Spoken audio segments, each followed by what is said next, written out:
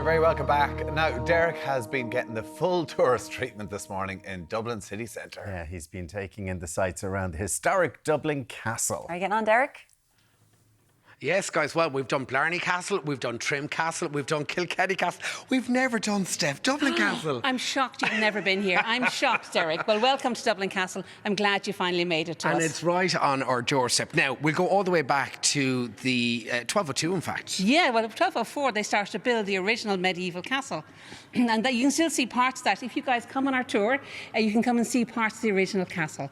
Most of it burnt down in 1684, unfortunately, or fortunately, because what they got after that were these beautiful Georgian-style state apartments. And that is what we have today. Now, this was actually built during the British rule. It was absolutely. This was built as the centre of English rule originally, later British rule. And this is where they had their administration. And the viceroys who used to rule Ireland on behalf of the British, they were based here in Dublin Castle. And they also later had a summer residence in what was known as the Viceregal Lodge, which is today Áras an Uachtaráin. So we have strong connections to Áras an Uachtaráin in the Phoenix Park. Yeah, and the exterior of the building and the courtyard, absolutely beautiful, aren't they? Beautiful Georgian-style buildings. So this building was originally set up as office space, because by 1700, when these buildings were built, that is what the British rule needed here. They needed offices for their government, for the mint, for all the parts of administration that they would have used at the time. But they did have this beautiful state apartments that they used for all their ceremonial occasions. Like the debutantes that we mentioned earlier, they would have come here to Dublin Castle. And of course, 1922 is when it was handed over to the Irish state. That's absolutely right. The very last British Viceroy we had here was Lord Fitzallen Howard.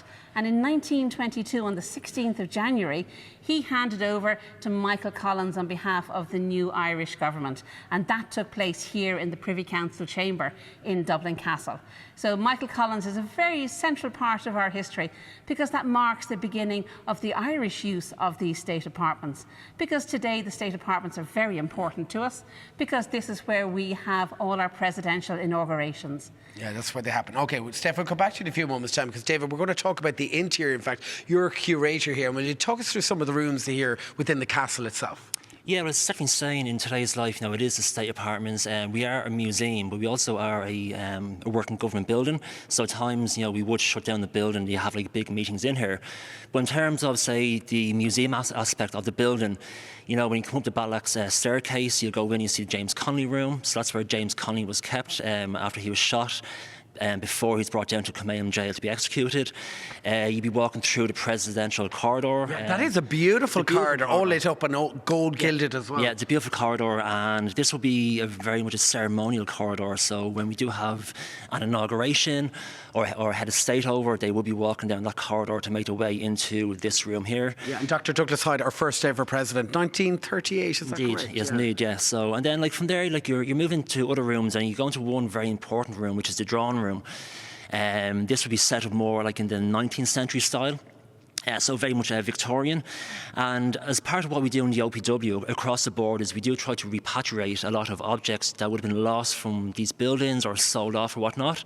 That room is very, we've done this. For example, the furniture in there, that was taken out of the castle back in the 1920s when the room has been used as a courtroom. So it went off into storage. A very long story short, a past colleague of ours, he traced down all the furniture. We had it regilded, we brought it back and we put it back into the room. So we are constantly trying to bring back original objects back into the building. Yeah, David, there's a lot of valuable artwork within the castle itself too. Yeah, a lot of this, once again, would be original to the castle. You'd have a lot of the Viceroy portraits, for example. They would be original to the castle. However, we do have quite a lot on loan from various lenders, whether it be institutions in Ireland or private lenders have given us a lot of the artwork on loan to display it the way it would have looked somewhat back in the 18th and 19th centuries. Absolutely fantastic. Stephanie, I mean, you get a lot of visitors down here. How many visitors are we talking a year? Derek, we get 726,000 visitors a year. We are a very busy, very popular site. OK, so just ahead of Kilkenny Castle, yeah. Well ahead of Kilkenny Castle. Yeah, well, and that's not a competition. Yeah. That's no, not a competition. It's not. No. We're very popular. We're in a very special room here this morning. Tell us about it. So this room is what we call the grand finale of our tours that we do here. This is St. Patrick's Hall. And this So there's two elements to the story here. As Dave was saying, it's beautifully restored to how it was during British rule. And we see elements here of the most illustrious order of St. Patrick. Okay, and the painted ceiling, it's stunning, isn't it? It is stunning. So that's done by Vincenzo Waldre, an Italian artist.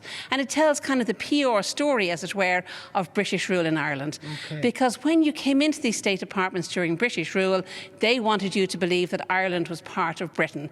They didn't want to see Ireland as a separate entity.